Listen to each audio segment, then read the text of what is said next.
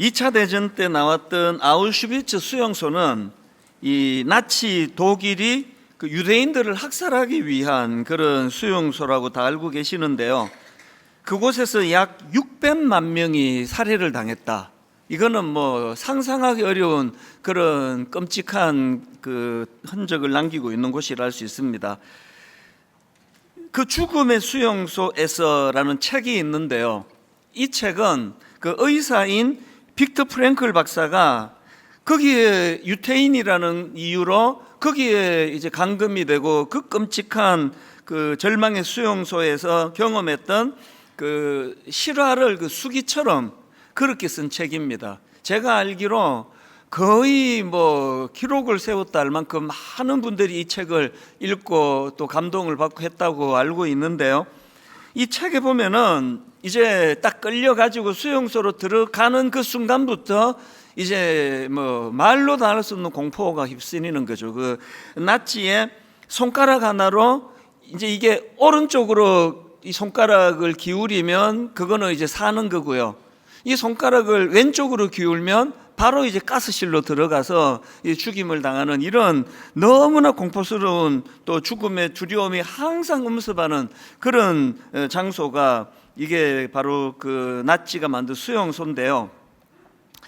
그 책을 쓴 빅터 프랭클 박사는 그런 절망적인 수용소를 4곳이나 옮겨 다녀야 했대요. 그 끔찍한 상황 속에서도 어떤 경우에도 희망을 잃지 않고 그 고난을 다 이겨내고 그렇게 살아남은 아주 입지전적인 인물인데요. 그 죽음의 수용소라는 그 책을 이번에 새로 다시 이제 읽으면서 보니까 그 띠지에 이런 글귀가 있었습니다.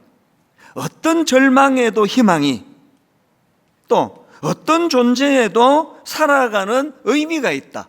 이게 뭐 그 책 전체를 딱 한마디로 요약하라 그러면 요약할 수 있는 내용입니다. 그리고 또 소제목에 이런 것들도 있더라고요. 미래에 대한 기대가 삶의 의지를 불러일으킨다. 또 미래에 대한 믿음의 상실은 죽음을 부른다. 그러니까 이런 소제목이 이번에 제 눈에 다시 띄었는데요. 이제 거기에 뭐 이런 내용들이에요. 그 강제 수용소에 수감되어 있던 사람들 중에서 그 1944년 성탄절부터 딱 일주일이잖아요. 1944년 크리스마스 때부터 1945년 새해까지 이게 딱 일주일인데 그 일주일 사이에 사망률이 급증했다는 겁니다. 이게 참 이해가 안 되는 게요. 지금 그때 상황은 이제 해방되기 직전인 거예요. 모든 사람들이 이제 우리 해방된다 이 사실을 알았는데 왜 그 한 주 크리스마스와 우리로 치면 송구영신예배가 드리는 딱 그 일주일 사이에 사망률이 급증했느냐? 내용이 이렇더라고요. 이제 이 수감자들이 다 안 거죠. 이제 우리 이제 풀려난다, 해방이다. 그래서 이제 우리는 이제 성탄절에는 집에 갈 수 있다. 집에 가서 크리스마스를 보낼 수 있다. 이 기대감이 꽉 찼는데 성탄절이 지나도 희망의 메시지가 안 전해지는 거예요. 연락이 없는 겁니다. 여전히 갇혀 있는 겁니다. 그래서 이제 그들이 막 엄청 기대했던 그 기대가 무너지고 희망이 사라지니까 그게 이런 끔찍한 비극을 만들어내더라는 거거든요. 그래서 나온 그 소제목이 미래에 대한 믿음의 상실이 죽음을 부른다. 그런 소제목으로 이런 내용을 기록하고 있는 거거든요. 그래서 이 빅터 프랭클 박사가 이제 자기가 수용소에서 직접 경험했던 그런 절망적인 상황 속에서도 끝까지 살아남을 수 있었던 비결을 가지고 그걸 로고 테라피라고 하는 그 치료 기법을 창시한 겁니다. 이게 우리말로 하면은 의미 치료라고요.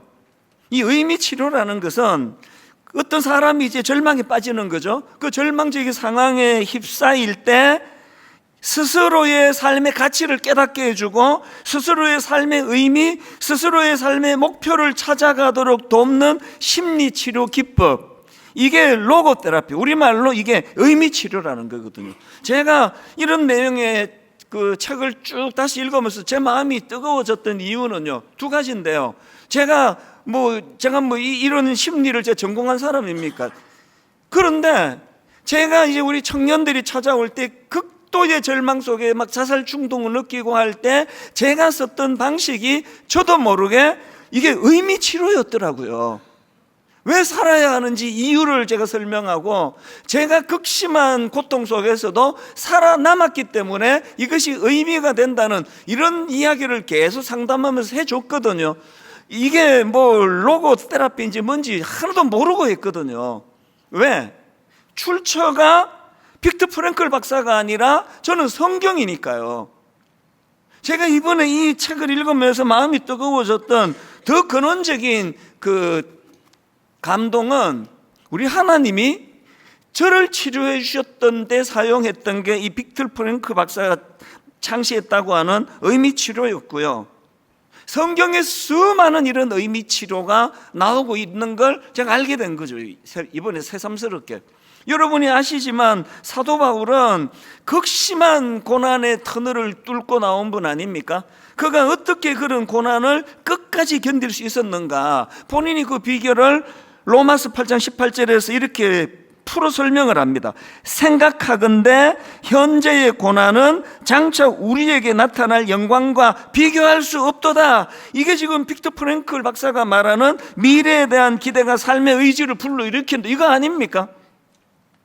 이미 2000년 전에 지금 빅터 프랭클 박사가 뭐 2차 대전 때 뭐 그 수용소에 들어가고 뭐 깨닫고 하기 훨씬 이전에 벌써 이 기법이 사도 바울이 겪고 성경이 기록해 놓은 기법이더라고요. 로마서 5장 3절 4절도 마찬가지입니다. 다만 이뿐 아니라 우리가 환난 중에도 즐거워하나니 이는 환난은 인내를, 인내는 연단을, 그 다음 보세요. 연단은 소망을 이루는 줄 알미로다. 그 박사님이 끔찍한 죽음의 수용소 4군데를 전전긍긍하면서도 이걸 이룬 거 아닙니까? 소망을 이루는 차원에서의 환난과 연단, 이게 성경에 나와 있더라는 거죠. 제가 어느 글에 보니까요, 이 빅터 프랭클 박사가 죽음의 수용소에서 풀려나와 자유의 몸이 됐을 때 했던 고백이 있대요. 이런 고백을 했답니다. 이 세상에서 이제 하나님 이외에 아무것도 두려워할 필요가 없다는 경이로운 느낌을 가졌다. 이게 연단이 소망을 이루어내는 그 원리가 이분에게 장착이 된 거거든요. 그 끔찍한, 그리고 그 감옥에서 아내가 죽고, 그리고 또 형제가 죽고 부모가 죽고, 그 끔찍한 터널을 지나오고 나서 그 내용이 진짜인지 아닌지는 몰라도 제가 어느 글에 보니까 이 빅터 프랭클 박사가 이제 그런 가족의 죽음을 알고 나서 완전히 무너졌는데, 그가 살아나게 된 근원적인 출발이, 나는 의사인데, 나는 수많은 절망하는 사람을 살려내야 되는데 나는 이렇게 무너질 수 없다. 그것이 그를 살려냈다는 글을 제가 보았는데, 뭐 책에서는 제가 이거를 못 읽었습니다. 이게 다 같은 내용 아니겠습니까? 제가 오늘 이사야서 11장을 본문으로 택한 것도요, 여기에도 지금 하나님께서 이 로고 테라피라고 하는, 그리고 또 의미 치료법이라고 하는 이 치료 방식을 사용하고 계시는 걸 제가 봤기 때문이에요. 오늘 본문 이사야 11장의 그 시대적 배경을 보면, 뭐 희망이라는 것은 약에 쓰려고 해도 없던 시대예요. 완전한 절망의 그런 상황이었습니다. 본문 앞에 나오는 이사야 1장 5절 6절 한번 보십시오. 너희가 어찌하여 매를 더 맞으려고 폐역을 거듭하느냐? 온 머리는 병들었고 온 마음은 피곤하였으며 발바닥에서부터 머리까지 성한 곳이 없이 상한 것과 터진 것과 새로 맞은 흔적뿐이거늘 그것을 짜며 싸매며 기름으로 부드럽게 함을 받지 못하였도다. 머리부터 발끝까지 다 타락했다는 그 얘기 아닙니까? 저는요, 하나님이 이 기준으로 오늘 우리 대한민국을 만약에 보신다면 저는 똑같은 말씀을 하실 것 같은데요. 머리부터 발끝까지 성한 것이 없는 나라. 그러니까 뭐 허구한 날 상처받는 거죠. 예수 좀 잘 믿어보려고 해보세요. 뭐 바로 상처받아요. 자녀 한번 믿음으로 잘 키우려고 애쓰는 모든 가정이 다 상처를 받을 수밖에 없습니다. 제가 83년도에 23살 때 이민 가가지고 대학교 다닐 때, 그때 미국의 대학교가요, 이미 내 후배 한국 교포 후배가 2층 침대에서 1층에 혹은 2층에 자고 있는데 입에 담기도 끔찍한 이야기예요. 이 친구의 룸메이트가 여자친구를 데리고 와서 자기 룸메이트가 2층에서 1층에서 자고 있는데 거기서 성관계를 가지는 그게 83년도 미국이었거든요. 이미 그때 이미 그때 우리 세대 자체가 미국에서 다 무너져 있었는데 한번 생각해 보세요. 이제 우리 세대가 이제 아들, 딸 키우고 손자, 손녀 키우는데 갈등이 있겠습니까? 갈등이 있겠냐고요. 자기가 그렇게 살고 있었는데 자기 가치관이 그런데 갈등 없습니다. 미혼 자녀가 임신하고 온들 축하해주고 그러지 무슨 갈등이 있겠냐고요.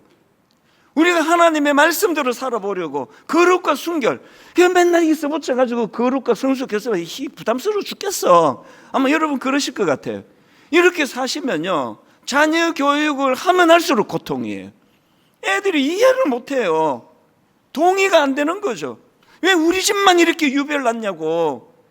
딴 집 엄마들은 처녀가 임신을 하면은 축하 꽃을 보내고 이 저출산 시대에 축한다 그러고 그런다는데 왜 우리 집만 유난히 이러냐고.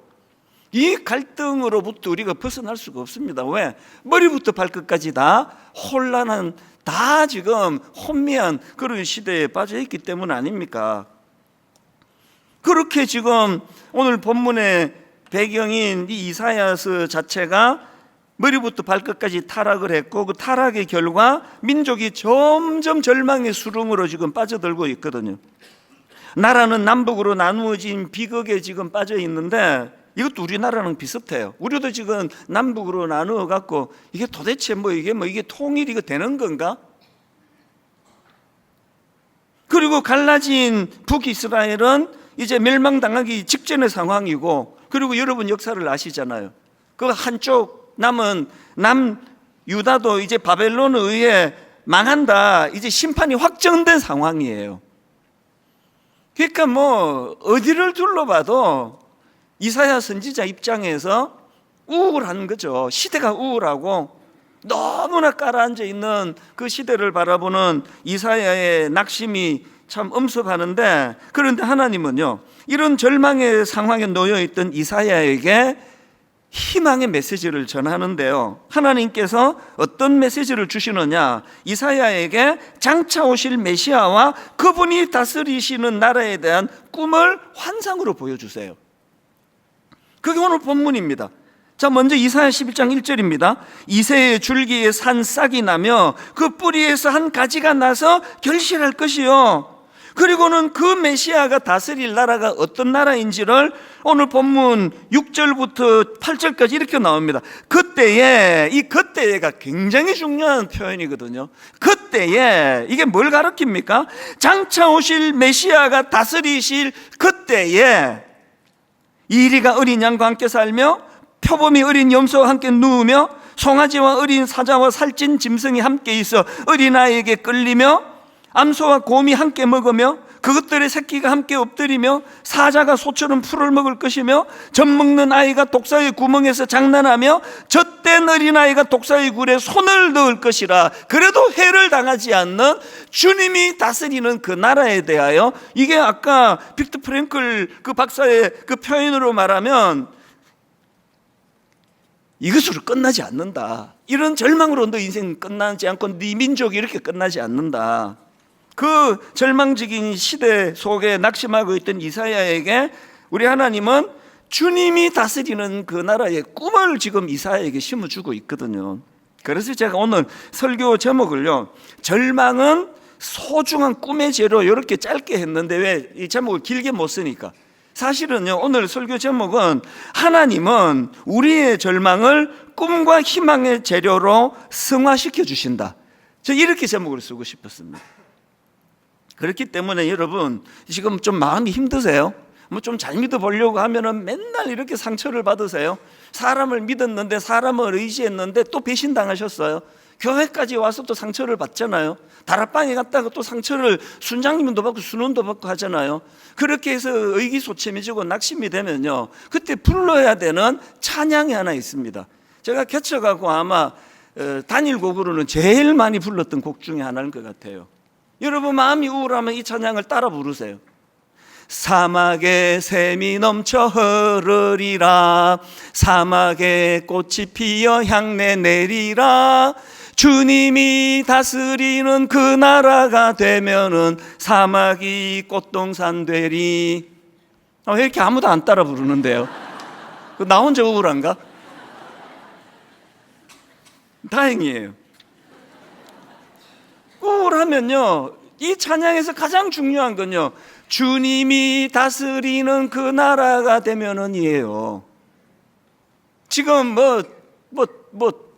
정부 바뀌고 좀 이따 또 바뀌고 또 바뀌고 맨날 그 다람쥐 쳇바퀴 돈을 듯이 지금 맨날 같은 결과가 나오는 거지. 어느 정권이 최근 들어서 역대의 모든 국민을 정말 그 눈물을 닦아주는 이런 시원케 하는 일을 기대했다가 실망하고 기대했다가 실망하고, 그럼 안 그런 적이 있었냐고요. 그럴 때 우리에게는 오히려 이게 참 이 낙심이 되고 힘들고 우울한 이것이 오히려 희망의 재료가 되는 거죠. 이 노래를 부르면 주님이 다스리는 그 나라가 되면은, 그 2절에도 보니까 사막에 숲이 우거지리라. 사막에 예쁜 새들 노래하리라. 언제? 주님이 다스리는 그 나라가 되면은 사막이 낙원되리라. 그러니까 이런 찬양을 통해서 오히려 우리 하나님은 우리의 절망을 오히려 꿈과 희망의 재료로 승화시켜 주신다. 근데 여기서 한 가지요, 이렇게 지금 하나님께서 우울하고 낙심하고 있는 이사야에게 놀라운 꿈과 희망의 재료로 그를 이제 찾아가 주시는데요. 근데 그 과정에서 기억할 게 하나 있습니다. 자, 액센트를 넣어가지고 1절을 다시 한번 보세요. 이새의 줄기에서 한 싹이 나며 그 뿌리에서 한 가지가 나서 결실할 것이요. 여러분이 하나님 나라의 원리를 놓치시면 안 됩니다. 여기 보면 지금 희망으로 오실 메시아에 대하여 설명하시기를 막 슈퍼맨처럼 붉은 망토를 긍치고 막 한번 압도적으로 휘저어 놓으시는 게 아니라 작은 싹으로 온대요. 그 보이지도 않는 뿌리에서 작은 가지로 오신다는 겁니다. 출애굽기 1장에 보면은요, 지금 이스라엘 백성들이 애굽의 노예로 압제로 신음을 하고 있는 상황입니다. 오죽하면 지금요, 그 이스라엘 백성들이 아들을 낳으면 죽임을 당하던 시대예요. 이 눈물이 그치지 않는 그런 절망적인 상황, 숨쉬기가 어려운 그런 상황인데요. 그런 상황에서 그때 하나님이 주신 대안이 뭐예요? 붉은 망토를 두른 한 번에 그 문제를 다 해결하는 슈퍼맨이었습니까? 놀랍게도 지금 백성들이 숨쉬기가 어려운 고난 속에 있을 때 하나님이 주신 대안이요, 갈대상자예요. 그 애기가 그 상자에 넣고 나일강에 띄어갖고 어느 천년의 얘가 자라가지고 그 민족을 구하겠냐고요. 또 마태복음 13장에 보면은 예수님께서 친히 이제 천국에 대한, 당신이 다스리실 그 나라에 대한 설명을 해주시는데요, 마태복음 13장 31절 32절입니다. 또 비유를 들어 이르시되 천국은 마치 사람이 자기 밭에 갖다 심은 겨자씨 하늘 같으니 이는 모든 씨보다 작은 것이로되.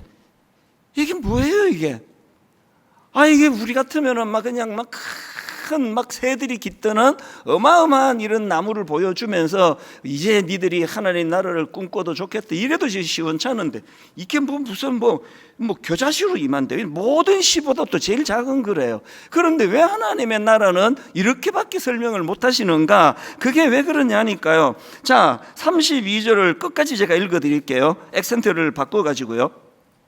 이는 모든 씨보다 작은 것이로되 자란 후에는 풀보다 커서 나무가 되매. 그 다음 보세요. 공중의 새들이 와서 그 가지에 깃들이느니라.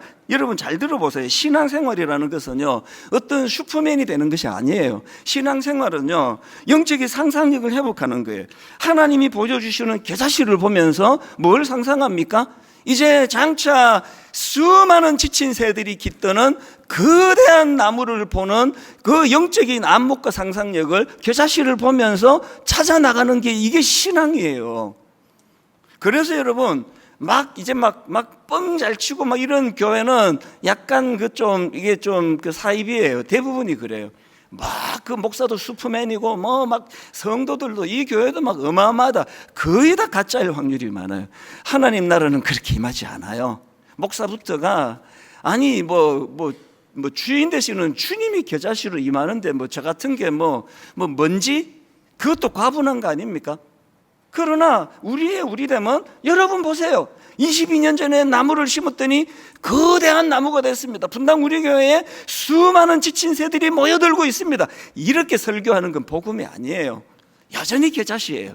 그런데 그 겨자씨를 보면서 수많은 새들이 깃드는 하나님 나라를 영적인 상상력으로 볼 수 있는 눈을 가지는 거, 이게 제대로 건강한 교회의 모습이라고 저는 생각을 합니다. 그래서 여러분 히브리서 11장 1절을 보십시오. 믿음은 바라는 것들의 실상이요 보이지 않는 것들의 증거니. 세 번역으로 믿음은 바라는 것들의 확신이요 보이지 않는 것들의 증거입니다. 제가 시카고에서 죽을 마음의 갈등을 느끼고 우울하고 눈 뜨고 싶지 않고 자살 충동을 느끼고 그러던 때에 하나님이 저를 성령이 강력한 은혜로 저를 만나 주셔서 가슴이 터질 것 같고, 그동안에는 우울하고 좌절해서 눈물을 흘렸는데 너무너무 가슴 벅참으로 눈물 콧물을 다 흘리며 목사 아들이면 무슨 소용이야, 이런 은혜를 받아야지, 나 이제 오늘 은혜를 받았다고 막 가슴 터질 것까지 기뻤는데, 그렇게 하고 자고 일어났더니 달라진 게 하나도 없어요. 최저임금에서 단 10센트도 올려주지를 않은 그런 삶이고, 영어는 그때부터 지금까지 쭉 그냥 못해요. 그냥 성경에 막 배우지도 않은 방언을 가지고 막 멋있게 기도하고 저는 꿈에도 정말 한번 막 영어로 한번 설교해 봤으면 너무 좋겠는데, 그게 말 더듬거리는 거 보세요. 근데 여러분, 제가 은혜 받고 달라진 게 있어요. 아무 현실이 바뀐 게 없음에도 불구하고 은혜를 받고 나서 제가 겨자씨를 보고 거대한 새들이 깃드는 나무를 볼 수 있는 눈을 갖게 된 거예요. 그래서 제가 친구들에게 계속 제가 속으로 선포했다는 거 아닙니까? 니들 지금 나 좀 초라해 보이지? 비참해 보이지? 나 이렇게 안 무너진다. 우리 아버지가 금식 기도하다가 돌아가셨는데 내가 이대로 무너지겠어? 용기가 없어서 말로는 못하고 속으로만. 겨자씨를 보면서 거대한 나무를 꿈꾸게 되니까 딱 그렇게 지금 돼가고 있더라고요. 딱 10년 뒤에 청소년 사역할 때 말로 다 할 수 없는 그런 영광을 보여주시고 지금까지예요. 그래서 여러분, 그 히브리서 11장 1절에 믿음은 바라는 것들의 실상이요, 세 번역으로 믿음은 바라는 것들의 확신이요 보이지 않는 것들의 증거입니다. 여러분, 이걸 장착하는 게 성숙한 신앙인이에요. 이걸 잘 구현해낸 인물이 엘리야 선지자 아닙니까? 열왕기상 18장에 보면은요, 지금 엘리야가 자기 민족이 겪는 극심한 가뭄의 문제를 가지고 하나님께 기도하거든요. 여러분 다 아는 내용이에요. 피를 구하는데요, 열왕기상 18장 42절을 보십시오. 아합이 먹고 마시러 올라가니라 엘리야가 갈멜산 꼭대기에 올라가서 땅에 꿇어 엎드려 그의 얼굴을 무릎 사이에 넣고 그의 사환에게 이르되 올라가 바다 쪽을 바라보라. 그가 올라가 바라보고 말하되 아무것도 없나이다. 암만 기도해도 안 바뀌어요. 지치지도 않아요. 7번까지 그렇게 해라. 하나도 안 바뀌어요. 그런데 44절에 보니까 7번째 이르러서는 그가 말하되 바다에서 사람의 손만한 작은 구름이 일어나나이다. 그랬더니 엘리야의 반응을 보세요. 이르되 올라가 아합에게 말하기를 비에 막히지 아니하도록 마차를 갖추고 내려가소서 하라 하니라. 지금 엘리야가 갖고 있는 영적인 상상력이라는 건 손만한 구름 하나를 보고 폭우가 쏟아지는 상상력을 하는 거예요. 겨자씨 하나를 보고 수많은 지친 새들이 깃드는 것을 상상하는 이 영적인 상상력을 엘리야가 장착했기 때문에, 그래서 권력은 아합 왕이 갖고 있지만 그를 좌지우지하는 믿음으로 기도하는 사람들이 갖고 있는 이 영적인 상상력이 맨날 그냥 현찰로 달라고 그냥 짠 하면은 새들이 깃드는 나무를 달라고 이렇게만 구하니까 오늘 한국교회가 이 시대와 민족 앞에 맥을 못 쓰잖아요. 누가 지금 한국교회에 기대를 걸고 있습니까? 전부 그냥 그래서 하나님은 여러분 예배 드릴 때마다 겨자씨를 보여주시고 예배 드릴 때마다 낙심해 있는 여러분에게 손 많은 작은 구름을 보여주시는데, 여러분은 막 새들이 깃드는 나무만 구하러 와가지고 오늘도 왔다가 아이씨 오늘도 못 보고 가네 그러면서 이러니까 내가 지각을 안 할 수가 있어? 막 그러면서 지금 계속 또 다음 주일에는 보여주시려나 그리고 또 오시는 거 아닙니까? 시선을 바꿔야 돼요. 영적인 안목을 구하세요. 여러분 아들 보고 오늘 잔소리하면 내일 얘가 달라집니까? 그 딸이 뭐 오늘 뭐 너 정신 차리라 그런다고 뭐 내일 정신을 차리든가요? 그 철없는 그 여러분의 아들 딸을 보면서 그 겨자씨 같은 보잘것없는 그 아이를 보면서 그 아이 속에 있는 거대한 새들이 깃드는 나무를 보는 눈을 가진 부모를 못 만난 그 딸이 불쌍할 뿐인 거 아닙니까? 오늘 3부 예배를 드리신 우리 집에 세 자녀가 할렐루야 그러고 제 설교를 들을 것 같아요. 이제 우리 아빠가 변하려나? 이러면서.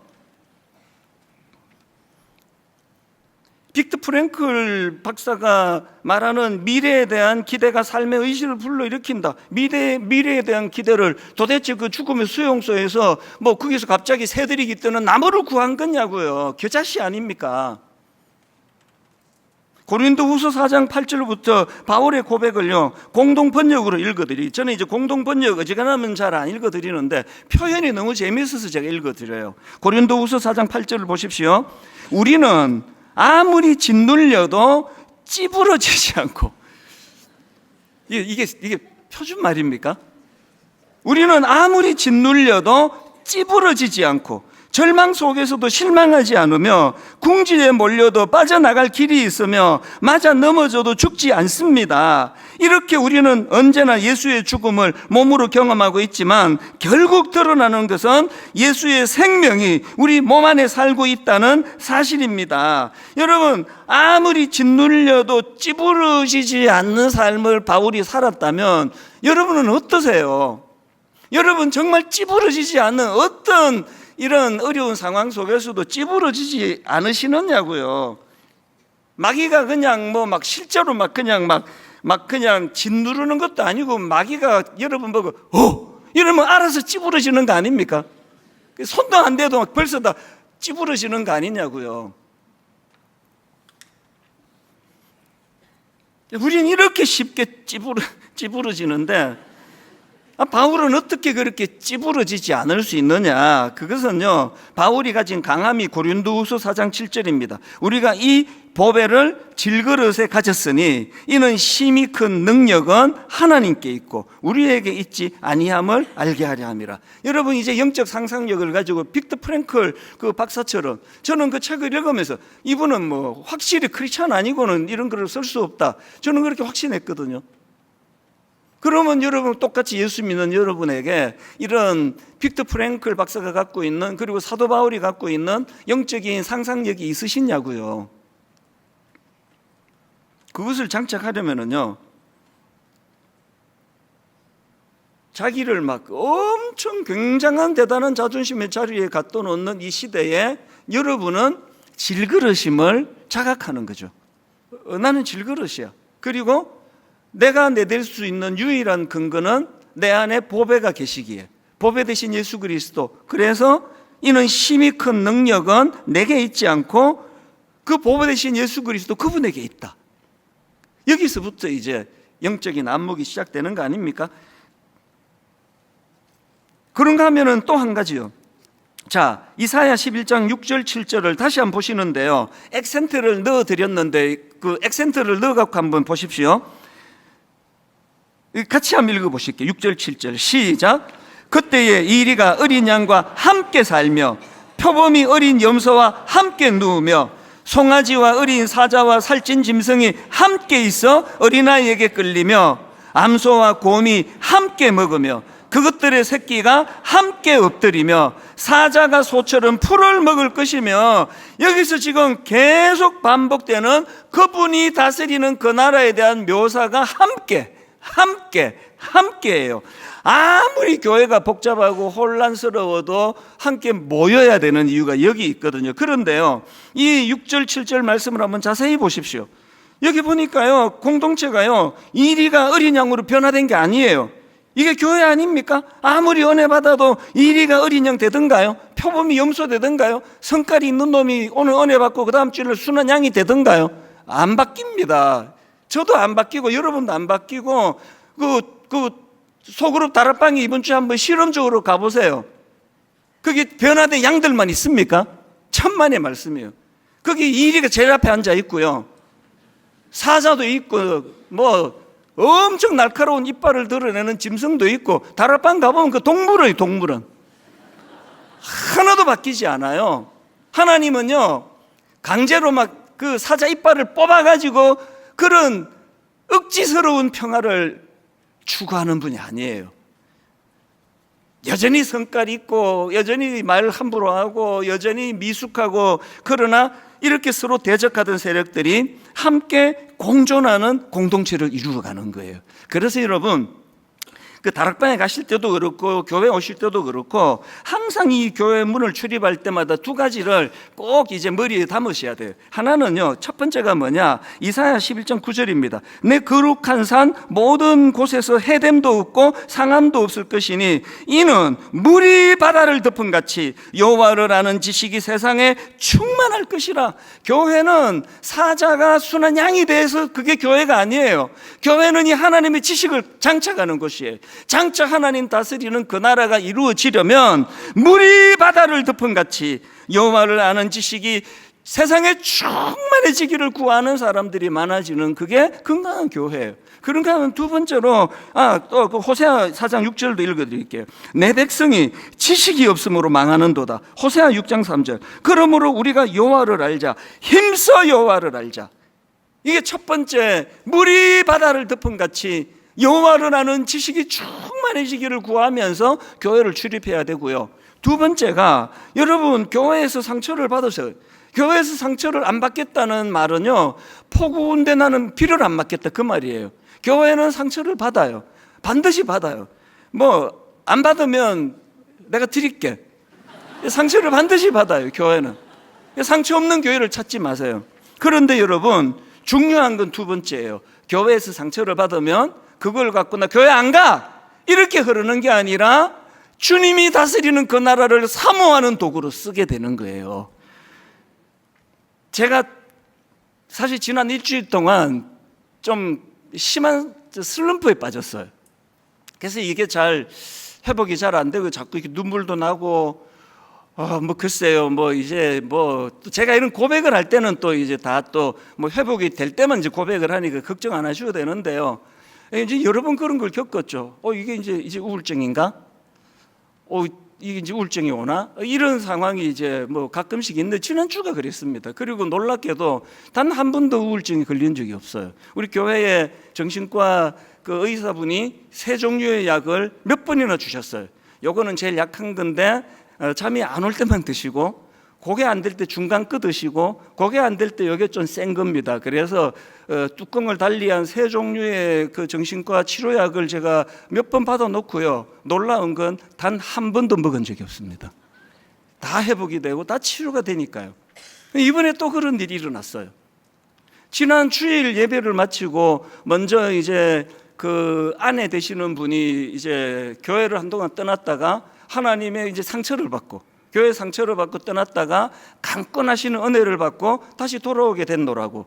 그래서 제가 이제 그때 이분의 남편이 교회에서 상처를 많이 받고 이제 교회를 떠났다는 걸 알았죠.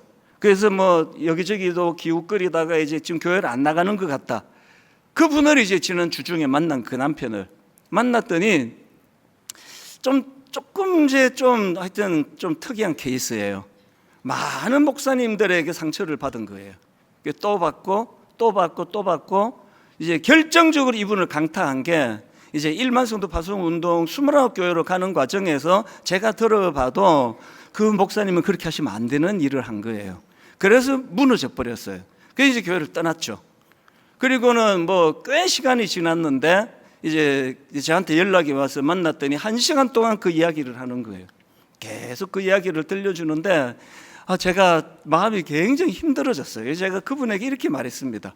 집사님, 교회에서 일어나는 모든 잘못된 책임은 그건 다 담임 목사가 지는 겁니다.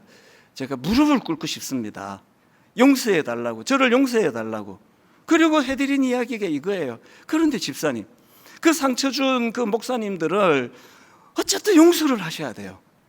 그 용서를 해야 이제 집사님 지금 이 삶이 너무 황폐해지고 교회도 지금 못 정하고 교회도 지금 잘 못 다니고 있다 그러시는데 어쨌든 용서하시고 다시 회복을 하셔야 된다고 그런 권면을 해드리고 나니까 그때부터 이제 마음이 제가 무너진 거예요. 자꾸 막 그렇게 눈물이 나고 왜 교회는 끊임없이 이런 일이 발생하는가. 그랬더니 이분이 또 장문의 메일을 또 보내왔어요. 지금 답도 못 써요, 저는. 그런 시간을 보냈어요. 그래서 제가 이분한테 어쨌든 회복하셔야 됩니다. 어쨌든 방황하는 거를 회복하셔야 다시 이제 우리 집사님의 인생의 후반전이 이제 방황하지 않게 됩니다. 그러면서 제가 참 눈물로 호소를 했는데요.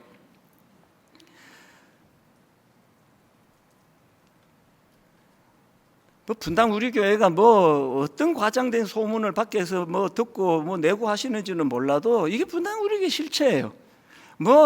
이찬수 목사님 존경합니다. 이런 얘기는 제발 하지 말라고 부탁하잖아요. 인간은요, 존경의 대상이 아니에요. 모두가 다 불쌍할 뿐이에요. 그런데 여러분, 제가 그 남자 집사님한테 제가 정말 무릎을 꿇고 제가 빌고 싶었던 마음이 그럼에도 불구하고 그것 때문에 이제 교회 안 나가 그렇게 방황하는 쪽으로 가는 게 아니라 그 소망으로 이걸 연결하는 거죠.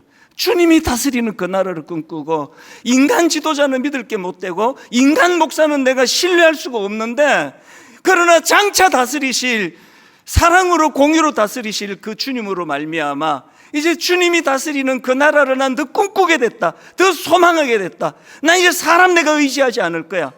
여러분, 이걸로 우리가 이걸 승화해야 된다는 그 이야기예요.